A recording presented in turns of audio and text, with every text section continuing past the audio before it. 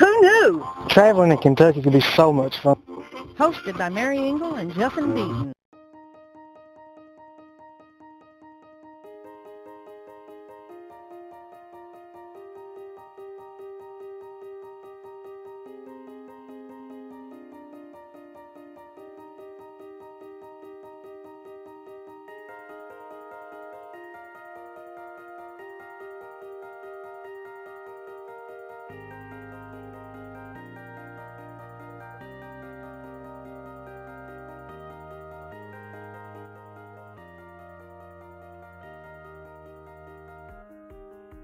Tell me what hours the museum is open to the public. The museum is open to the public Monday through Saturday, 9 to 5, and then Sunday, 11 to 5. Okay. And is there a charge for entry? Yes, there's actually, if you go to our website, sluggermuseum.com, you will see that all the admission costs and our hours and any kind of special events. So I encourage you to definitely go visit sluggermuseum.com. Gives you directions, gives you an idea of what we've got going on, upcoming exhibits, current exhibitions. So yeah, definitely go by and check it out. Tell me about the gift shop. Retail store, really great. We've got a lot of amazing product in there. We've got a lot of specialized mini bats, and you get a free mini bat at the end of your tour. But you can go into the gift shop and you will see that there are certain specialized mini bats with your favorite teams, some of your favorite players. You can also get a lot of different kind of Louisville Slugger paraphernalia, and most popular area in the retail store, personalized bats. You can get your name on pretty much any finished bat that you see in there, and up from mini bat sizes to full-size bats and bats with your team logo on them. You can actually order right there in the retail store, turn in your order before you go on tour, and when you get off tour, your bat is ready. And you actually, are those names branded? Like you brand the little... They're actually laser printed on there. We actually have a laser engraver right there in the retail store, and puts your name right on there, and you can actually even sign, and they can scan your signature in and put your actual signature on the back, just like the pro players.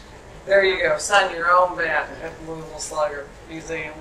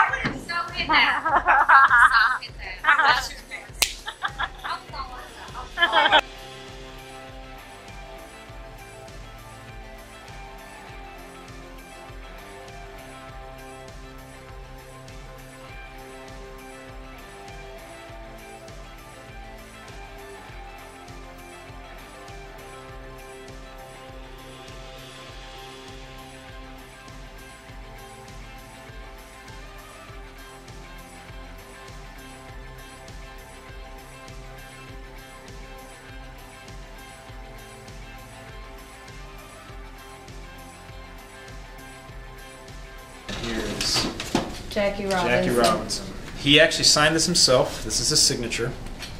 And if you notice, the bottom part of the contract is cut off. The reason why it's cut off is we take that signature from the bottom there. So he signed this one, and then he signed a couple others at the bottom. We took the one he wanted, and we make that signature a branding iron that we then put onto the back. Right. And we still do it the same way. This is how we've always done it.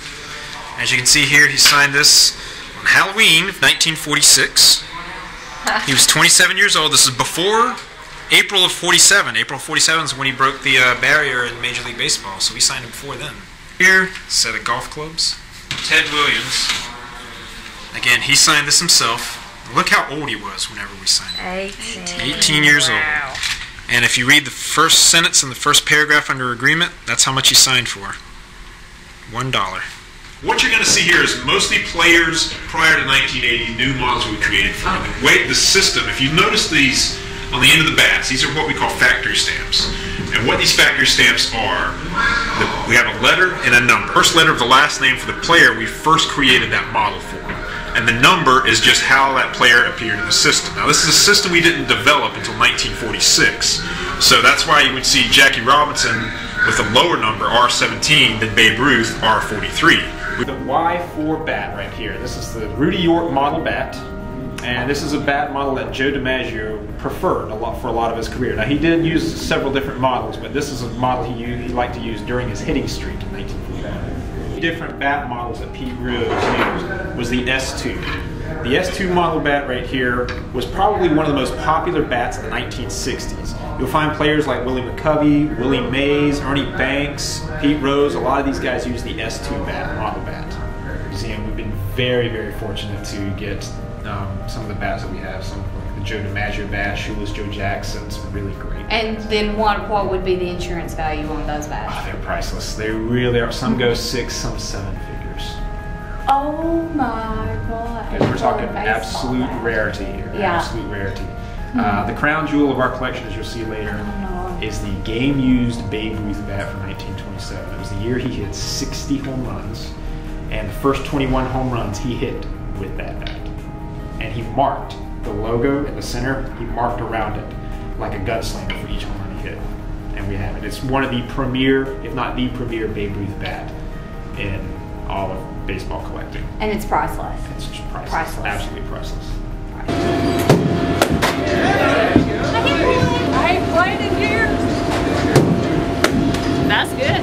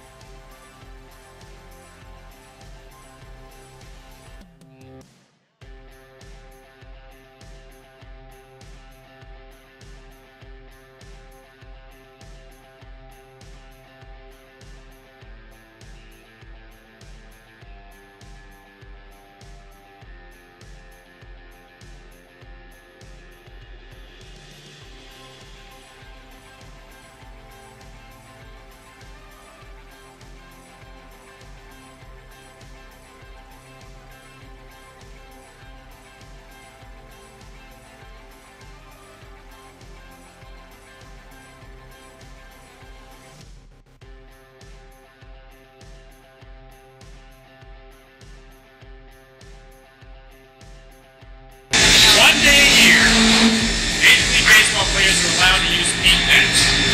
What one day is it? Mother's Day.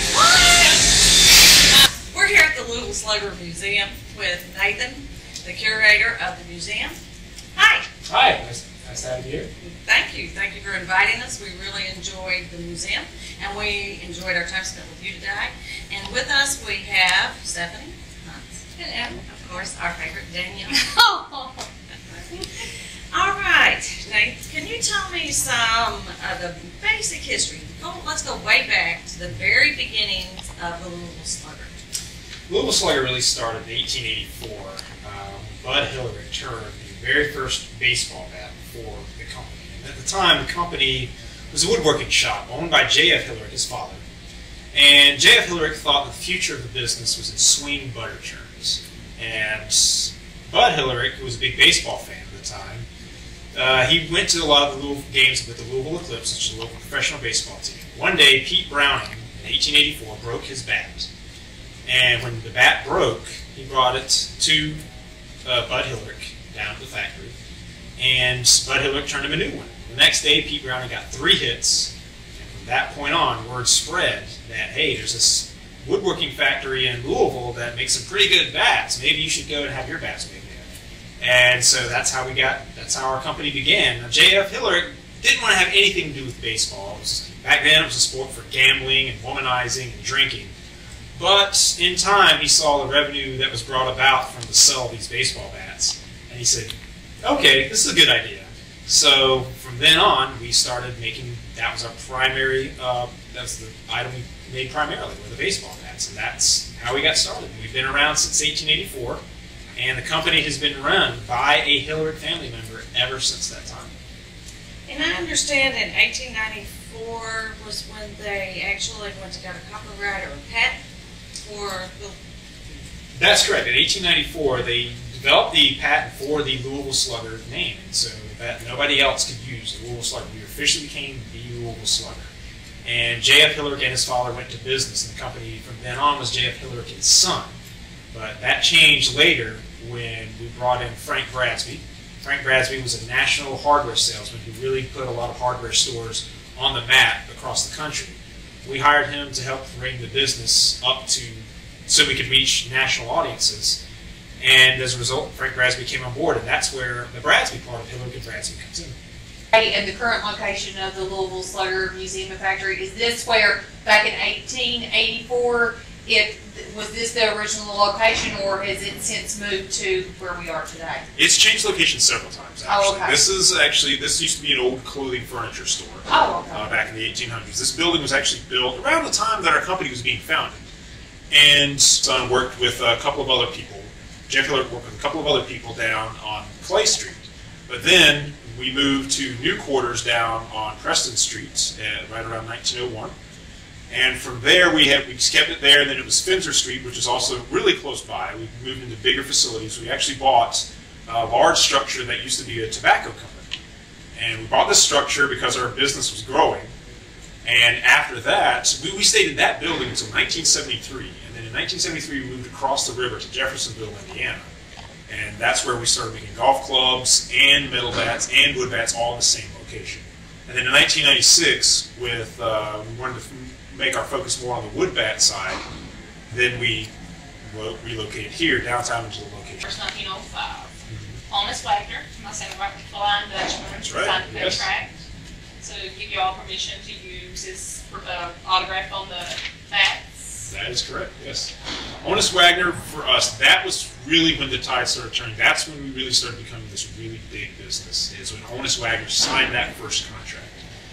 That gave us the right to use his name and likeness in the promotion of our brand. And Honest Wagner was a very popular baseball player. He would go on to hit over 3,000 hits and go into the Hall of Fame. And he was the first player we ever signed to a contract. And ever since then, we've signed thousands of players to contracts. The yearly average of Louisville Slugger bats that you all sell? Right here, all the wood bats that we make are right here. And within a year, we make, in this factory, 1.2 million wooden bats per year. Do you ship overseas as well? We do. We ship overseas. We've got a lot of representation in East Asia. We've got a lot of representation in the Dominican Republic, in the Caribbean, Europe even, and we really do sell a lot of bats to countries worldwide. And there is a really interesting fact about you guys, or Louisville Slugger, that helps us who have come back with injuries, particularly decapitations of the below the knee, above the knee, arms. And can you tell us a little bit about this team that plays for Louisville? Exactly. There's a team called the Wounded Warriors Amateur Softball Team. And what these guys are people who lost limbs in the line of duty, serving overseas, and they're part of this softball team. And a lot of those prosthetics, we have the Louisville Slugger logo on them, and we supply them with bats, equipment, gear, everything like that. And we're a big sponsor of theirs. Fabulous group of guys. And it's amazing to watch these guys go out there and play. I mean, they can really, they're exceptional ball players, and we're very, very proud to be part of the Louisville Warriors amputee soccer team. And we're proud that you are. Thank you. Thank you. And are there any other programs that you help with, that's sort of along the Louisville Warriors? There's a lot. There's a lot of different programs and charities that we've with them. Calculated like the actual percentage of Major League baseball players who use Louisville Sluggers versus we were talking about Sarah, some of the other brands. Do you know roughly on about how many do use Louisville Sluggers versus? But I really don't even know the other ones that are out there as far as Woodback goes, us being from Kentucky, and I just know of Louisville Slugger. But well, it's interesting for so many years, especially when we first from 1905 on, and for much of the 20th century, we were really one of the only prime bat company in existence. We own such a large share of the market. Nowadays, we compete with about 32 other companies that are licensed to make bats for Major League Baseball. And out of those 32 other companies, we control 60% of the market share. So 60% of Major League Baseball players today actually use Louisville Slugger baseball. From a guy who was a baseball fan who loved the sport. And I think that's what's helped have our companies be so successful and stay around for so long, is that love of the game. He lived to be 80. He did. He lived to be, I think it was about 80 years old. You have a love for baseball. Tell us about you. I grew up in South Carolina, and the closest Major League Baseball team to us was the Atlanta Braves. And naturally, I was the kind of guy that I didn't want to pull for the team that everybody else pulled for, so I pulled for the team that I often saw the Braves playing, so I pulled for the Los Angeles Dodgers. And there were no other Dodgers fans that I knew of in Myrtle Beach at the time, which is my hometown. And there were no other Dodgers fans in my high school, so I was proud to wear my Dodgers gear as a kid and know that nobody else was pulling for them. And kids would taunt me, he's like, who are the Dodgers? Oh, that's not a real team. But through thick and thin, I've pulled for them ever since I was a kid. And I've always been a fan of baseball. I've always been a fan not only of the sport, of the games, but also the history. There's nothing like baseball history. It goes back so far. The records of baseball are so hallowed. It's amazing how much baseball means to American history. It's such a close tie-in, and it's a big part of who we are. And when this job came open, the job that I have now, the position came open a few years ago, at the very end of the job description, in giant letters, must be a fan of baseball. So I knew, it was like, okay, I'm a curator, I can do these tasks, and I am definitely a big fan of baseball. And very thankfully, I've landed my dream job. Not very many people can say that. No, not very many, yeah. And Johnny Bench once said that find what you love and go do it. And that's what I did. I'm very thankful that I've been able to do that. Some of the biggest names that you feel are synonymous for baseball. Synonymous with baseball. When I think baseball, what are the first names that come to my mind? Yeah, a lot. Well, the first ones that come to my mind, Hank Aaron definitely is one of the big ones. Babe Ruth, obviously. It's interesting because some of the ones I think of were home run hitters mostly. Ted Williams, the guy played baseball like his life depended on it. Stan Musial, one of the nicest guys anybody could have ever met, a real true ambassador of the game. Tommy Lasorda, he was always my hero growing up as a Dodgers fan, and I got the chance to meet him last year, so definitely Tommy Lasorda. Yes, it was very nice. So those are some of the first names that come to mind when I think baseball. When I think baseball, I think Pete Rose. I have to do Pete Rose. He's Cincinnati, even though we're in Kentucky. I still am a big Cincinnati Red fan. Do you girls have a preference in the baseball league? Oh, I like Mark McGuire. Mark McGuire was one of my favorite growing up. And awesome. There was a shortstop. I'm thinking Sabo. Chris Sabo, Cincinnati Reds, wore the glasses. Yes, and I liked him. And of course, Jose Canseco. I like Jose Canseco. Oh, yes. And Derek Jeter. All right, Derek Jeter. Yeah, I I just pull for anybody who's playing against the Yankees. So it really doesn't matter. I like that actually. I do like that. I'm not a big fan of the Yankees myself. I mean, in my book. Yankees. I mean, can't kick a good man when he's down and they're down and I'm still kicking them. That's the reason I love for the Yankees right there. It's hard because the Yankees have always been like one of our biggest customers, the team itself. But it's a team. Now, is this a Yankee back here? This is actually looking right behind us here. This is Lou Gehrig, Oh, okay. one of the most famous Yankees of all time. And then on the rival team is Ted Williams, right behind me. Okay. Red Sox. Red Sox Yankees, right behind us, yeah.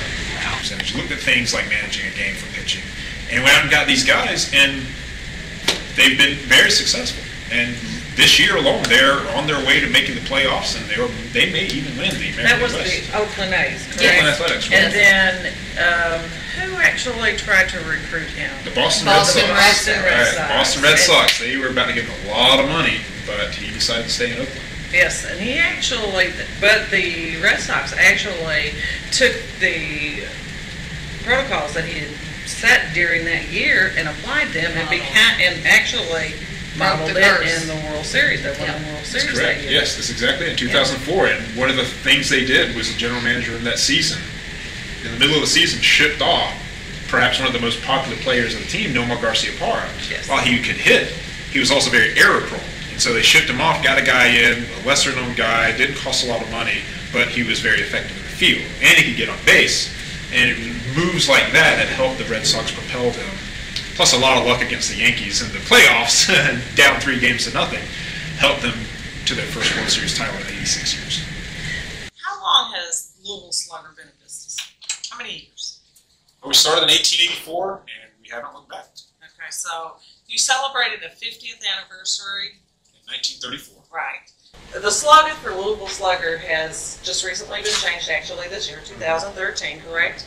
And it had not been changed since 1980? Correct. Okay. Yes. Tell me a little bit about it. What's the new slogan? Well, it is the new logo.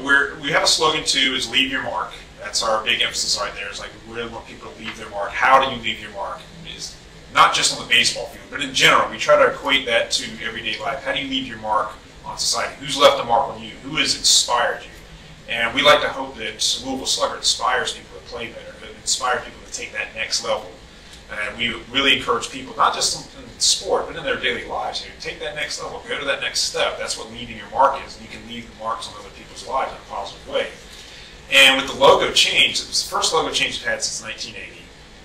And it's definitely different feedback. There's been some people and players, especially, who've been like, don't touch my bats, don't change my logo, this is how I've been successful with this logo, don't change it. And there are some who embrace it. You'll find a lot of veterans who really some of the veterans at first didn't really like the logo change, but it's grown on them. As long as the power rise does not come off of the bat, then they're okay. A lot of them are okay. You take the power rise off, then that can create a headache. And you have those little things that say, okay, I put the little rabbit's tail in my pocket and it brings me luck. So, you know, I could see some people say, oh, if you change the logo or the slogan, it may change the way I play. Players that's got in trouble for having their bats corked, I think is what they're yes, called. that is true, yes. And the slugger, maybe where it was wood, was it ever accused of having that done? No, and the good thing is that our factory is downstairs. People go on the factory tour. It's very transparent. You can see we don't have any machinery to actually put the cork in the bat. Okay. So people can see on the factory tour that we don't cork our bats. We're pretty open about our bat production. Okay. So we're not worried about that. If people see that, if the bats are corked, they can say, "Hey, we have an open factory. You can see we don't do that." Right. Thank you for taking your time out of your busy schedule, because we know you're busy. It's a busy job. It's a big place. It is. And I think people are missing it if they don't come out here. Yeah. Really. It's well worth the trip. Yeah, it's well worth the trip, and I don't care where you're at in Kentucky. You know, if you're north, south, east, or west of the border. And I think in all the surrounding states. I mean, Louisville Slugger's been around a long, long time. And it's a very important part of Kentucky history. Exactly. We try to make Kentucky proud with our history, and I hope we've done that over the years. So, Well, you surely make us proud. Yes. Okay. Thank you. Thank you. Thank you, darling. Absolutely. You definitely have a gift shop downstairs. Oh, yes. Okay. Any baseball fan has to go in there. And he was talking about a minute ago that you could see the fact